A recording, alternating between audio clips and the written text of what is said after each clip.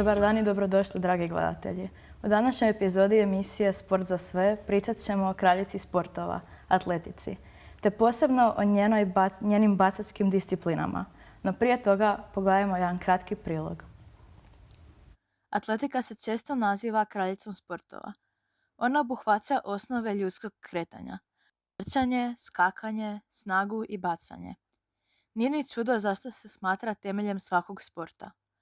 Upravo kroz nju razvijaju se brzina, snaga, izdržljivost i koordinacija, zbog čega je između ostalog važan dio sportskog odgoja.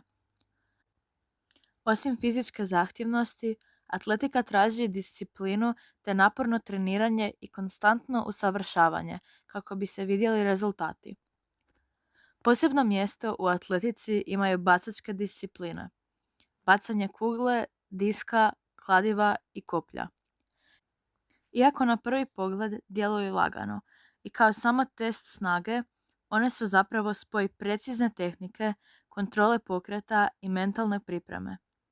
Bacači u samo nekoliko sekundi koriste cijelo tijelo kako bi svoju takozvanu spravu bacili što dalje. Upravo su zbog tih kombinacija bacačke discipline toliko zanimljive i neizvjesne pratiteljima. Kod bacačkih disciplina u atletici mi se najviše sviđa to što se natjecatelji trebaju duže vrijeme pripremati kako bi imali savršenu tehniku i što se rezultat može promijeniti u svakom trenutku i pokazuje pravu snagu ljudskog tijela. Evo nas natrag u studiju gdje je s nama višestruki prvak Hrvatske u bacanju koplja, a ujedno i trener za Hrvatski akademski atletski klub Mladost Arno Marković. Dobrodošao. Dobar dan, pozdrav. Pa eto, za početak, možete li se ukratko predstaviti i reći kako je krenula vaša priča s atletikom? Pa evo, ja sam Arno Marković, student sam Kineziološkog fakulteta u Zagrebu i uz to trener u Mladosti. Imam svoju bacačku grupu i jednu grupu atletske škole prvog i drugog razreda osnovne.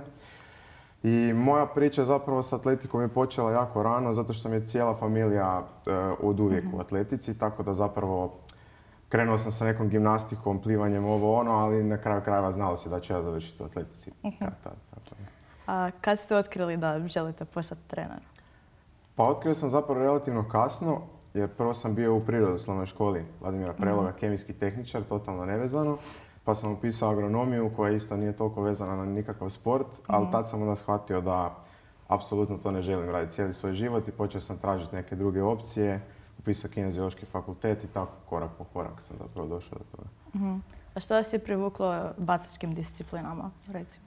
Pa iskreno, evo, od uvijek kad sam bio još i u atletskoj školi, mislim to sad smiješno zvuči, ali nije mi baš išlo nikako niti trčanje, niti skokovi, ni ništa drugo.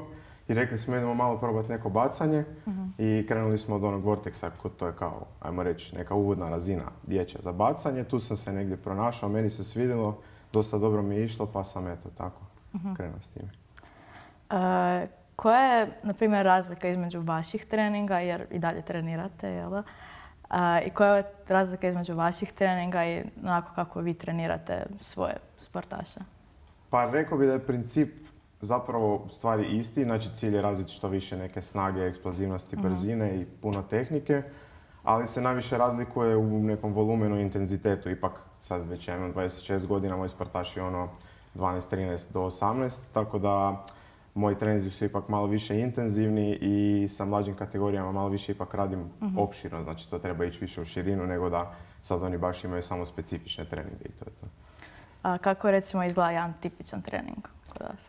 Pa ovisi o fazi naravno u kojem dijelu godine se priča, ali isto tako najčešće to je neka teretana gdje se razvija čista snaga kroz neke olimpijska dizanja ili specifična dizanja, puno sprinteva i skokova ili može biti neki specifični trening gdje imam baš recimo bacanje koplja, medicinka, loptica, neke rad s gumom i slično. Jel vama vaše iskustvo, pošto već dugo trenirate, jel vama to pomaže u vašem treniranju? Pa ja bih rekao da apsolutno mi pomaže jer ja mislim da bez iskustva stvarno nema ništa jer da imamo neku osobu koja je načitana i teoretski jako dobra, ali nema nikakvo iskustvo, sigurno neće toliko dobro to odraditi kao osoba koja ima puno iskustva.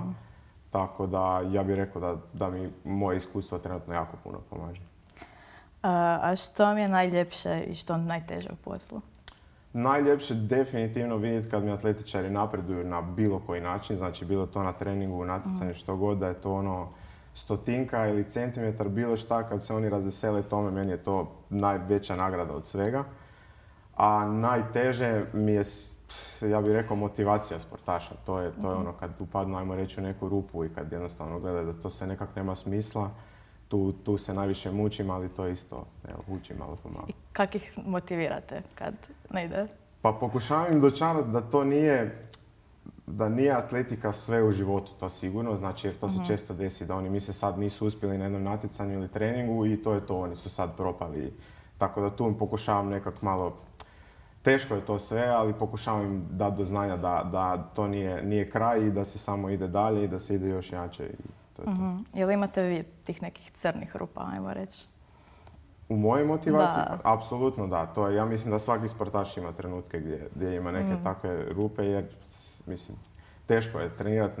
Natjecateljski sport je stvarno težak po tom pitanju i mislim da se svakom dogodi da nekad jednostavno zapne malo. Tako da.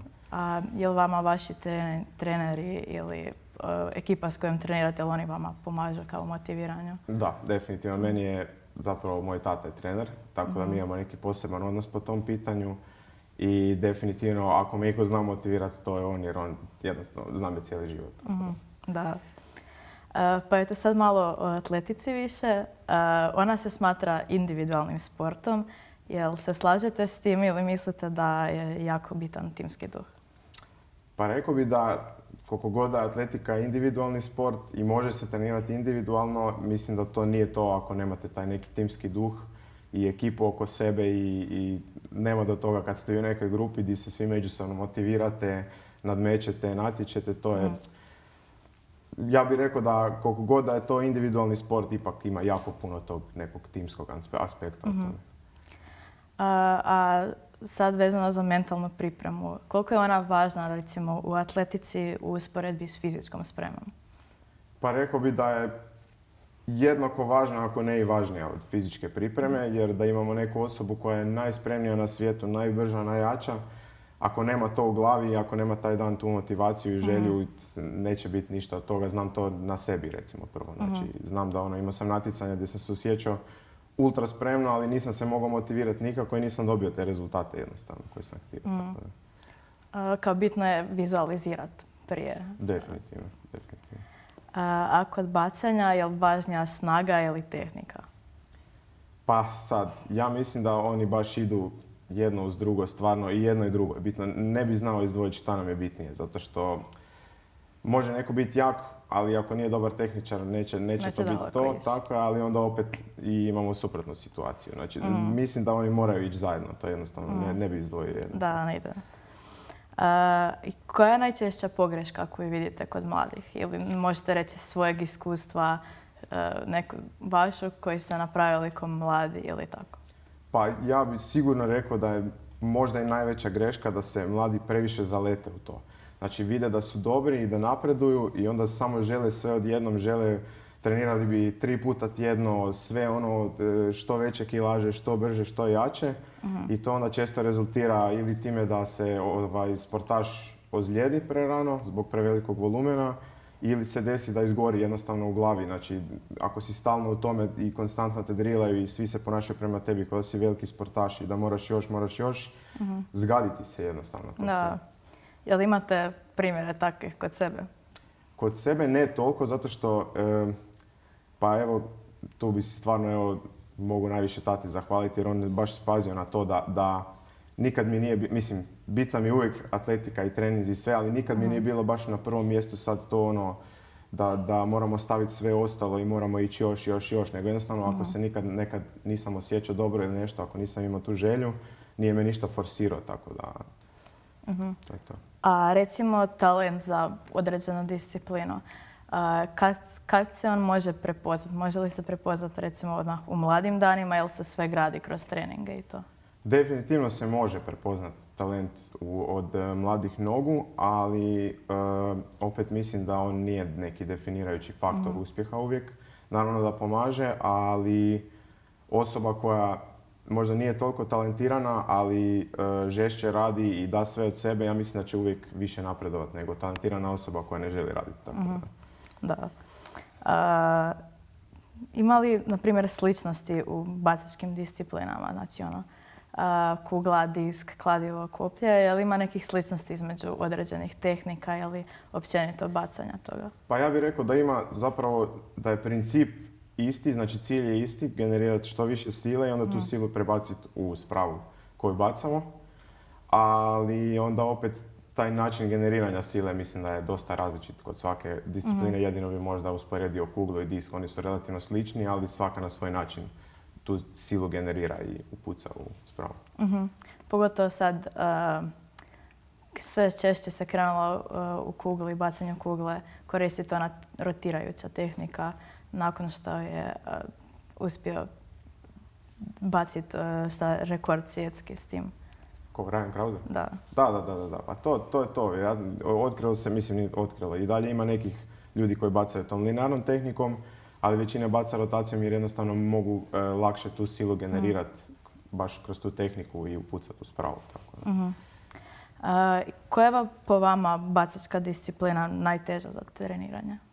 Pa meni osobno je sigurno kladivo, ali to je zato što ja samo jednostavno nisam imao toliki kontakt sa njim koliko sam imao sa ostalim spravama. Znači koplje bacam cijeli život.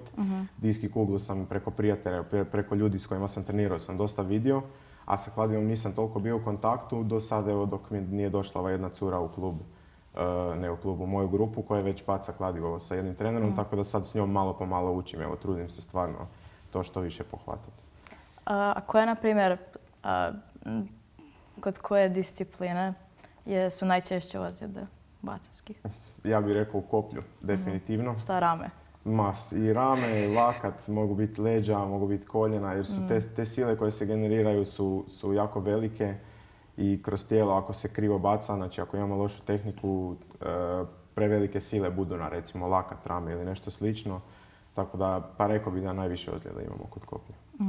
A kak se, na primjer, kod ozljeda, kad vi imate, na primjer, ozljedu, kako krećete oporavak od nje? Pa jako polako i jako oprezno, to je sigurno. Znači nikakvog pretjerivanja nema i stvarno nikakvih nikakvog maksimalnog truda ni ništa. Nego dok se ne sazna što točno je, baš pazim da se ne zaletim, a onda kad saznam što je, onda istražim što se zapravo može poduzeti u vezi toga, koja je neki način, kao ajmo reći, da to izliječimo i u buduće koji način da preveniramo to. Tako. Koje su najčešće ozljede u atletici ili općenito bacanju? Pa kod bacanja bih rekao sigurno neke ozljede ramena ili lakta kod koplja. Često budu ozljede leđa kod kladivaša, diskaša, kugle. Ali da, pa eto, to bih rekao da su kao neke najčešće ozljede. A na primjer, znam dosta ljudi koji treniraju atletiku da imaju problema s koljenom, pa eto što u tom? A to je sad druga priča, mislim to ne bi, ajmo reći da to je ozljeda, to su najčešće neke upale od puno, jer pogotovo kod bacanja imamo jako često puno skokova, znači tu se radi, to su velike sile na koljena. A često su bacači, recimo znam i na sebi, oni su teži od sprintera, pogotovo u gornjem dijelu tijela, tako da onda to je još veća ta sila na noge.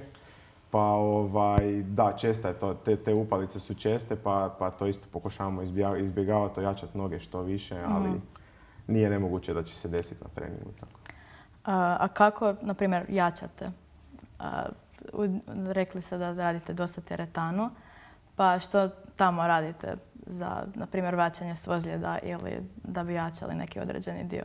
Pa najčešće to bude onda ili neka izometrija, znači to su neke vježbe gdje imamo kontrakcije mišića, ali bez da se mišić zapravo isteže i skuplja. Znači neki plenkovi, izdržaj i ostalo. Ili imamo vježbe gdje imamo veći broj ponavljanja, ali sa manjim kilažama. Znači manji intenzitet, tu želimo zapravo potaknuti, ajmo reći, neki više tok krvi u taj dio da taj postupak regeneracije bude brži. Kod vaših sportaša imate li kod svih iste kriterije za treninge i ono koju težinu im dati, koju ne ili onako? Pa trudim se biti prema svima isti ako mislite na to kao koliko dajem pozornosti na svakoga, ali onda opet ako vidim da se neko malo više trudi od nekog drugog, njemu ću više pažnje dati nego nekom ko to radi samo tek toliko da odradi. Ali po pitanju doziranja opterećenja to ne, to stvarno gledam da svaka osoba ima svoje neke kapacitete i vidi se koliko neko može i neću sigurno dati isto osobi koja može sad za primjer bubnem čučnut 100 kila, neću njoj dati isto kao osobi koja inače može čučnut 50 kila. Znači pazim na to da ipak doziram to opterećenje. Gdje vidite budućnost svojih sportaša? Pa vidim dobru budućnost, stvarno, jer vidim da svi jako dobro napreduju, svi se trude, tako da ja mislim da možemo ići samo prema gore i veselim se stvarno vidjeti kako će to sve izgledati. Sad evo već na prvom natjecanju u 3. mjesecu, jedva čekam da izađemo van, jer ja mislim da su svi jako spremni i da svi daju sve od sebe, tako da veselim se. A gdje će biti to iduće natjecanje? U Splitu 7. i 8.3. Na stadionu. To je neko prvenstvo ili? Da, to nam je državno zimsko bacačko prvenstvo Hrvatske. Točnije. Hoćete vi nastupati? Pa ja se nadam da dam.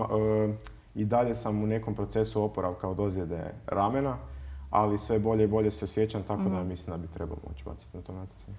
A svoju budućnost općenito u širom pogledu gdje vidite? Pa definitivno želim nastaviti bacati koplje koliko god dugo ću moći bez nekih većih ozljeda. I veselim se ovom trenerskom poslu, ja sam praktički tek počeo, tako da veselim se samo tom napretku i prikupljanju nekih korisnih informacija i veselim se naravno napretku svoje grupe. Rekli ste da ste na Kifu, pa koja ste godina? Jeste pri kraju? To je zanimljiva priča. Mislim, nije zanimljiva, ali na papiru bih rekao da sam 4. godina, ali imam tu dosta toga za rješavati jer to su bile neke moje greške. Kad sam bio mlađi, gdje sam jednostavno ostavljao sam si ispite rekao sam si budem kasnije i sad mi se skupilo to sve, tako da sad to rješavam malo po malo. Dobro. A budućnost atletike, na primjer, mislite li da ide sve bolje i bolje ili da onako, kako se zove? Da zapinje? Da zapinje. Ne, ja mislim da ide samo prema gore i da može ići samo sve bolje i bolje, tako da. I nadam se da će ići sve bolje i bolje, da će se razvijati ne samo kod nas, nego u cijelom svijetu. A recimo, mislite li da dobiva na popularnosti atletika ili da onako ljude nije toliko briga za nju? Pa u Hrvatskoj definitivno ljude nije dovoljno briga koliko bi trebalo biti, ali ja mislim da i kod nas malo po malo raste ta popularnost, ali u ostatku svijeta pa mislim da isto raste popularnost, ali i općenito je puno više popularna nego kod nas. I kod vas u klubu, recimo, ima veliki napredak u klubu i onako postaje sve popularniji. U mladosti su i Sandra Elkasević i Filip Pravdica koji je na 2024. nastupio na olimpijskima. Pa eto, što kažete o tome? Jeste zadovoljni s tim ili onako? Pa jesam, ali onda opet mislim da bi trebalo veći biti fokus na, ok, naravno da trebamo se fokusirati na olimpijce, ali trebamo imati veći fokus na ove mlađe kategorije i na razvijanje njihovih sposobnosti i njihovih natjecanja. Mislite li da ih to što onako su u klubu sa velikim zvijezdama, da ih to dodatno motivira da rade i budu što bolji ili ne? Pa ja mislim da ih definitivno motivira više i to recimo grupa od Pravdice koju on trenira. Ja znam da na mojem mjestu da mene trenira olimpijac, da bi ja svaki trening dao 110% sebe, jer baš zato što osoba zna što radi definitivno i daje svoje vrijeme vama, znači to moraš dati sve od sebe. Što bi poručili, odnosno savjetovali mladima koji razmišljaju o bavljenju s atletikom, a posebno bacačkim disciplinama? Pa ja bih svakom djetetu preporučio da dođe na atletiku, pogotovo na bacanja, ali čak ne samo na atletiku, nego zapravo da se bavi bilo kojim oblikom sporta, jer to je uvijek bude lijepa priča i ima beskonačno benefita, tako da svakom djetetu bih rekao bilo koji sport, samo pronađi nešto za sebe i to je to. Lijepo. Pa eto, to je to, dragi gledatelji. Hvala vam na gledanju i hvala vama, Arno, što ste ovdje gostovali i vidimo se u idućoj epizodi.